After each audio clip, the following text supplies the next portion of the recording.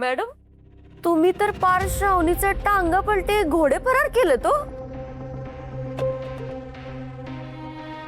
कोणीतरी पार चक्रावून गेलेलं दिसालंय. स्वीटी, रुद्र, तुम्ही जरा माझ्या रूम मध्ये बसा, मी येतेच.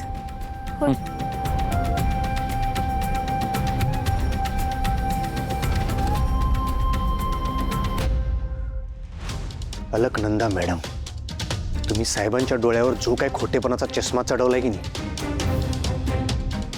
काय आम्ही उतरू शकना झालोय. आम्ही आज पण काय सिद्ध करू शकलो नाही, पण काय हरकत नाही. आत्या, तू बाबांच्या मनात गैरसमज पसरवलास म्हणून त्यांना सत्य काय ना ते कळत नाही. पण मी सुद्धा आता हार सहन करणार नाही.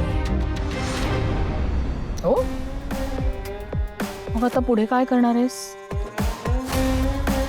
एकदा बापाला इंजेक्शन देण्यापासून वाचवलंस, आत्ता खरं सांगायचा मोठा प्रयत्न केलास, काय फायदा झाला?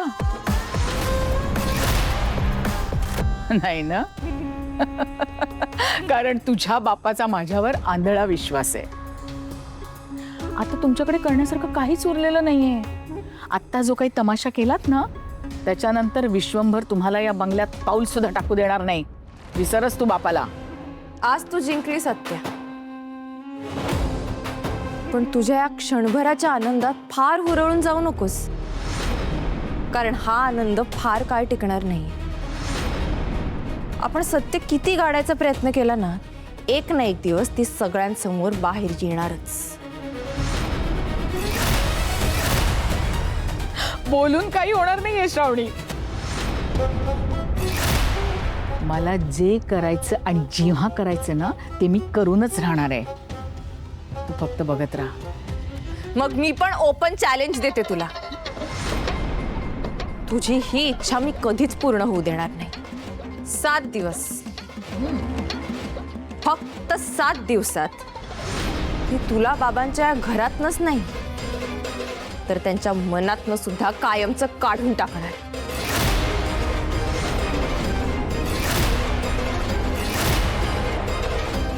तुझा हा सगळा खोटेपणाचा बुरखा आहे ना, तो मी बाबांनाच त्यांच्या हाताने फाडायला लावणार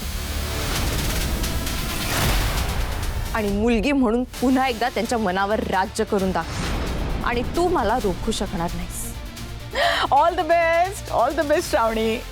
मी तुझं चॅलेंज स्वीकारते आणि तुला चॅलेंज देते. येत्या 7 दिवसात मला जे जे करायचंय ते सगळं मी करून राहीन. तुझ्या संसाराचं आणि नात्याचं होत्याचं नव्हतं करून टाकीन.